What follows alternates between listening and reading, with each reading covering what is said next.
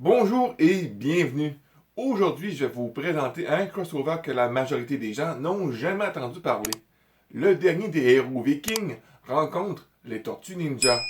Comme d'habitude, je vais faire un petit résumé de la franchise qui rencontre nos mutants préférés. Michael Thibodeau est impliqué dans la bande dessinée depuis les débuts des années 80. Sa carrière de comique professionnel a débuté chez Pacific Comics, où il a travaillé avec Jack Kirby sur Captain Victory.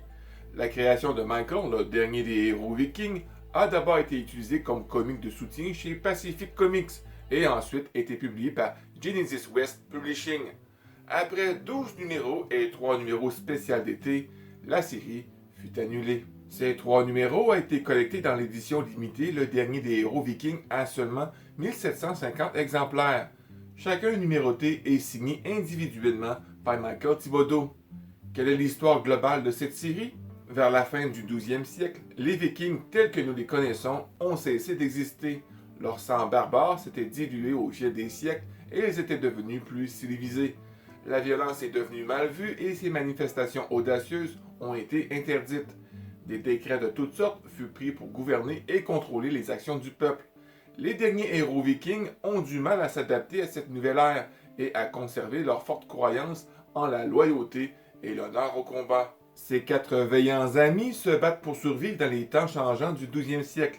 Le prince Sven, le dernier membre de la royauté viking, Eric, l'homme à dames, John, le magicien, et Tongar, le guerrier à moitié amérindien, vivent ensemble des aventures à travers des royaumes mystiques d'antan. Personnellement, je ne connaissais aucun de ces personnages. J'ai dû lire les numéros pour faire la vidéo. J'ai eu l'impression que chaque membre de l'équipe est une copie d'un autre personnage de bande dessinée fantastique. Tom Gar pourrait aussi bien être Conan, tandis que ses copains Eric et Sven pourraient être des personnages que nous retrouvons dans les aventures de Thor, Frandal et Hogan. À ma grande surprise, ces bandes dessinées contiennent de superbes illustrations de Michael Thibodeau. Cette série Viking Heroes a apparemment attiré de nombreux contributeurs invités de premier plan, tels que Jack Kirby, John Byrne et George Perez. J'ai le pressentiment, lorsque je lisais ces comics, que le public cible n'était pas les enfants a priori à cette époque, car dans chaque numéro, il y a de la nudité, des femmes légèrement vêtues ou complètement nues. Même chose pour la marchandise du comic. Bizarrement, la plupart des hommes sont vêtus. Donc, au mois d'avril 1990, publié par Genesis West Comics, le spécial d'été numéro 2, dessiné et écrit par Michael Thibodeau, les Tortues Ninja rencontrent pour la première fois le dernier héros viking. L'inclusion d'une Tortue Ninja m'a semblé un prétexte de dernière minute pour stimuler les ventes, car Michael Thibodeau inclut en fait un aperçu de la couverture originale d'un Marty Laxique en bonus. Et devinez quoi? Il montre John se transformant en un monstre, pas en une Tortue Ninja. L'allusion de la Tortue Ninja a été rajoutée, bien sûr, mais Michael parvient à intégrer le sous-attendu dans le script et à la configurer pour qu'elle semble plus ou moins logique. Car en fait, l'histoire est que John l'apprenti magicien rajoute une potion magique qui doit être remise par un magicien dans sa soupe de tortue pour lui donner du goût. Grâce à la potion, il se transforme en un monstre, une tortue ninja. John le magicien arrive, restaure John en sa forme humaine. Il reproche à John d'avoir changé la formule de sa potion, car le moindre changement pourrait provoquer un désastre. John se plaint qu'il n'a fait qu'ajouter de la soupe de tortue pour donner du goût, mais le magicien explique la combinaison du mutagène et de tortue est réservée aux futurs sorciers. Je pense que leurs noms seront Kevin Eastman et Peter Laird. Un court instant, les fans qui s'attendaient à un véritable crossover avec les vrais Tortues Ninja pourraient repartir avec le sentiment d'avoir été trompés par la couverture. Et c'est légitime. Ainsi, même si cette histoire n'est pas vraiment essentielle et n'inclut pas réellement une vraie Tortue Ninja, Michael Thibodeau a obtenu la permission de Kevin Eastman et Peter Laird d'utiliser le nom et la ressemblance. Donc, je suppose que d'une certaine manière, cela compte comme une apparition officielle.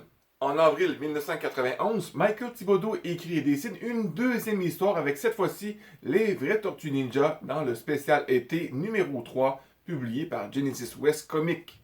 Splinter craint que l'un de ses anciens ennemis, le professeur Zion, envisage de voyager dans le temps et de modifier le passé afin que lui, les tortues et Ted Koppel n'existent jamais. Pour contrer son ennemi, Splinter déploie les tortues pour l'arrêter. Les tortues arrivent trop tard à son laboratoire, alors que Zion et ses robots de main disparaissent sur sa plateforme temporelle. En regardant un moniteur vidéo, il voit que Zion est arrivé en 1048 et a utilisé son temps là-bas pour construire une grande forteresse. L'un des robots de Zion affronte un guerrier viking que Leonardo reconnaît comme le légendaire Eric. En 1048, Eric est rejoint par Tomgar et John qui cherchent à empêcher la prise de contrôle de leur royaume par Zion. Tomgar attaque, mais est abattu par un éclair d'énergie de Bradzer, l'un des robots. Eric et John s'enfuient à contre-cœur pour concocter une stratégie. Zion est furieux car il a besoin de l'épée enchantée pour gouverner le monde, mais il pense qu'il peut l'obtenir en utilisant Tomgar comme otage et l'emmène dans sa forteresse. En 1991, les tortues décident qu'elles doivent faire quelque chose. Michelangelo reconnaît vaguement les héros vikings d'après un rêve qu'il a fait autrefois. Leonardo et Michelangelo acceptent de voyager dans le temps et d'aider les héros vikings, mais Raphaël et Donatello sont toujours hésitants. Cependant, ils voient Zion et Bradzer torturer Tomgar et décident d'aller aider. Donatello étant particulièrement impressionné par le dévouement de Tomgar envers ses amis. Ensemble, ils rejoignent la plateforme temporelle et appuient sur l'interrupteur. En 1048, Eric, John et Sven prient leur dieu pour obtenir de l'aide. Soudain, les tortues apparaissent dans un éclair de lumière. Eric et Sven veulent se battre, mais John dit qu'il ressent une parenté avec eux, car il a déjà été une tortue dans le numéro précédent, et il sait qu'ils sont venus pour les aider. En examinant l'aménagement de la forteresse de Zion, il détermine que le seul moyen d'y entrer est de passer par une porte verrouillée par un numéro de clé numérique. Eric se souvient que seule l'assistante de Zion, Brenda, semble connaître le code et qu'elle quitte la forteresse tous les mercredis pour se faire les ongles. Eric séduit Brenda et obtient d'elle le code d'accès, promettant de lui rendre visite au lit après la tombée de la nuit. Cette nuit-là, les tortues et les héros vikings trouvent le portail gardé par un robot. Leonardo se motive avec une affiche de Ted Koppel et attaque. Mais Leonardo est repoussé par une explosion de laser. Le robot détruit ensuite la planche de surf de Michelangelo, provoquant la colère de la tortue. Saisissant l'épée enchantée d'Eric, il abat le robot. Donatello utilise le code d'accès pour ouvrir la porte, pendant que John part chercher quelqu'un nommé Windom qui pourrait aider les tortues. En fouillant la forteresse, Donatello trouve Tomgar et le libère de ses chaînes. Zion et Bradzer entrent alors dans le donjon et Tomgar défie l'homme de main du robot dans une bagarre à coups de poing. Amusé, Zion le permet. Tomgar est abattu jusqu'à ce qu'il reconnaisse une faiblesse dans la section médiane du robot. D'un coup de pied précis, il coupe le robot en deux. Zion ordonne à Bradzer d'utiliser son laser, mais Tomgar s'écarte à la dernière seconde. Le laser tue Zion et ayant échoué dans son devoir, Bradzer lance sa séquence d'autodestruction. Les tortues des héros vikings et Brenda s'échappent au moment où la forteresse explose. Avec la plateforme temporelle détruite, les tortues ne savent pas comment elles rentreront chez elles. John arrive ensuite avec le voyageur dimensionnel, Windom, qui utilise ses pouvoirs pour ouvrir un portail vers 1991. Donatello fait un gros câlin à Tomgar et les tortues font leurs adieux à leurs amis. Eric demande si les tortues reviendront un jour, et Michelangelo lui assure que la décision appartient à M. Eastman. De retour en 1991, les tortues se retrouvent devant le Man Chinese Theatre à Hollywood. Ils achetèrent rapidement 4 billets pour la projection de Teenage Mutant Ninja Turtles 2, The Secret of the Ooze. En 1048, plusieurs Vikings trouvent l'affiche de Leonardo présentant une photo de Ted Koppel.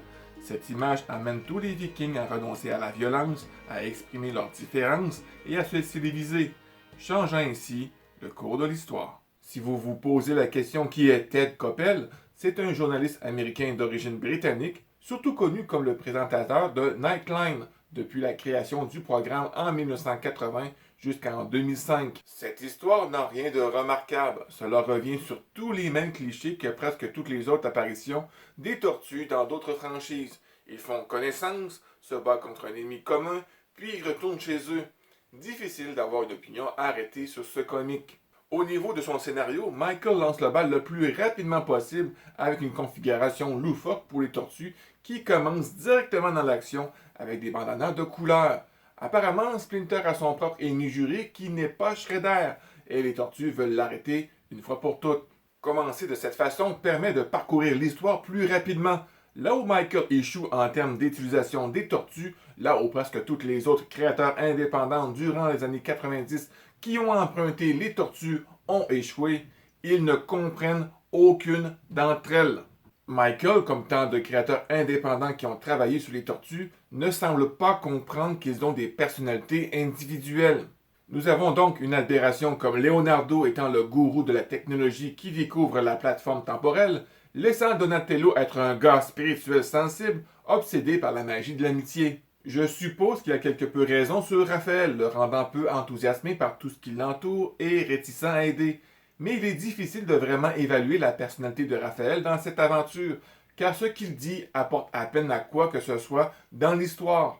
Ensuite, il y a Michelangelo qui est son incarnation du dessin animé. Personnellement, je déteste vraiment quand les créateurs qui ont la permission d'utiliser les tortues et font ça. Je trouve que c'est un manque de respect pour cette franchise. Je m'explique. Ils ont approché Mirage pour obtenir la permission d'utiliser les tortues et pourtant, ils ne semblent comprendre ni se soucier aucune d'entre elles.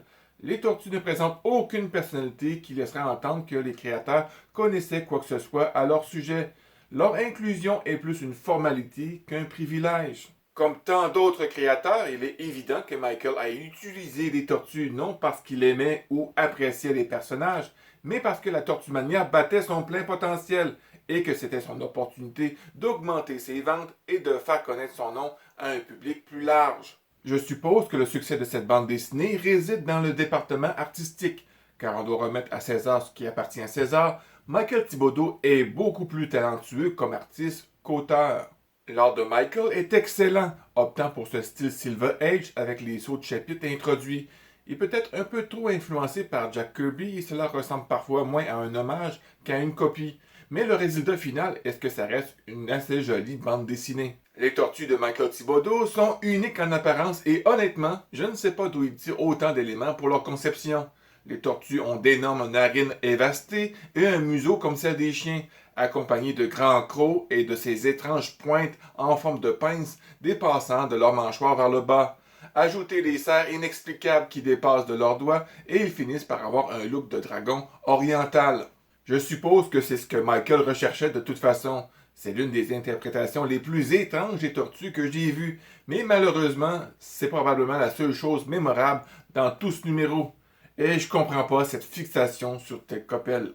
Au mois de février 1992, dans Turtle Soup Volume 2, numéro 4, publié par Mirage Publishing, Michael Thibodeau, avec l'aide de Jack the King Kirby, pour une page, publie une histoire avec les tortues et le dernier des héros vikings. Dans le repère des tortues, le marathon Rambo est perturbé lorsqu'un orage coupe les ondes de la télévision.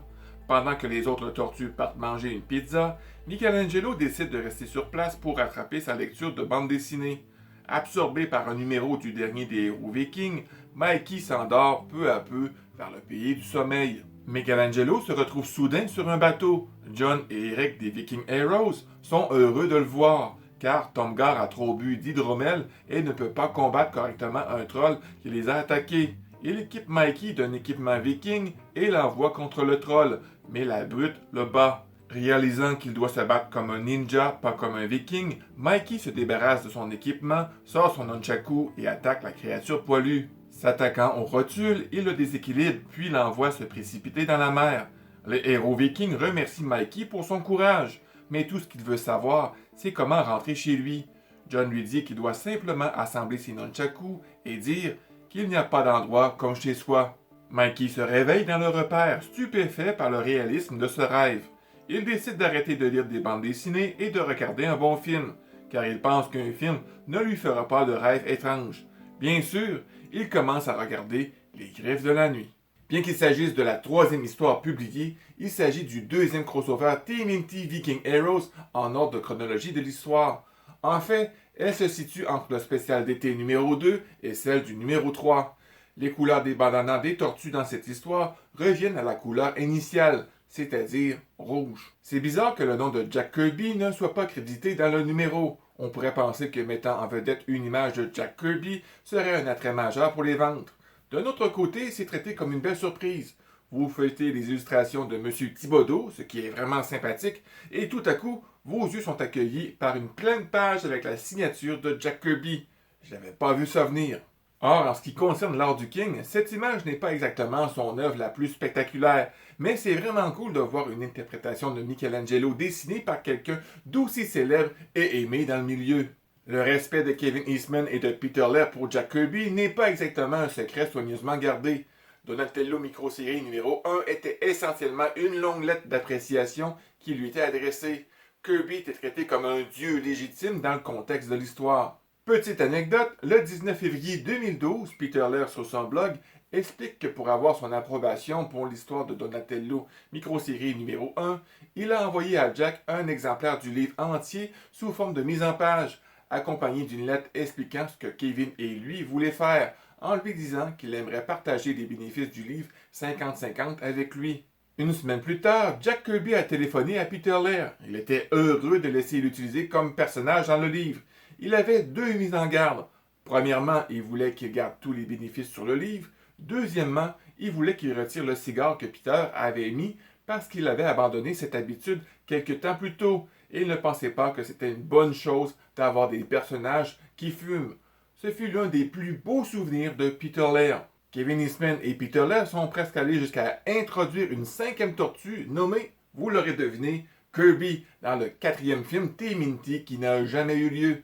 Parce que pour les co-créateurs des Tortues Ninja, Jack Kirby se classe aux côtés des meilleurs artistes de l'histoire.